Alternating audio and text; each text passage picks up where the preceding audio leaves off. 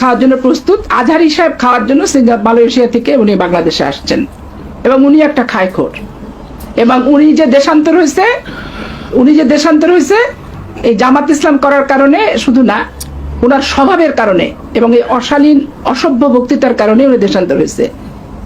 তাহলে এতদিন উনি মুখোশ পড়েছিলেন, সুযোগ পেয়েছেন, প্রকাশিত হচ্ছেন, আবার যখন দেখবে সুযোগ নাই উনি আবার অন্ধকারে ইঁদুরের মতো গর্তে লেজ তুলে চলে যাবে।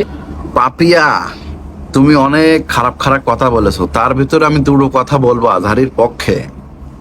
সেটা হলো, আজহারি সাহেব অশালীন বক্তব্য কোথায় দিয়েছে সেটার প্রমাণ তোমাকে দিতে হবে। দ্বিতীয় হলো, তিনি নাকি ইঁদুরে গর্ত পালিয়ে যায়। ইঁদুরে গর্ত বলতে বোঝানো হয়েছে মালয়েশিয়ায় তিনি পালিয়ে গেছে। পালিয়ে তোমরা ছিলে গত 16 বছর, না আজহারি ছিল?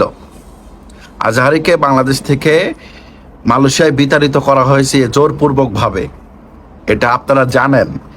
জেনেও কিভাবে এইভাবে মিথ্যা কথা বলতে পারেন অকপটে? আপনার সম্পর্কে আমরা জানি, তাই না? আপনি তো শেখ হাসিনার কাছ থেকে ফ্লাইট পেয়েছিলেন, আমরা জানি না?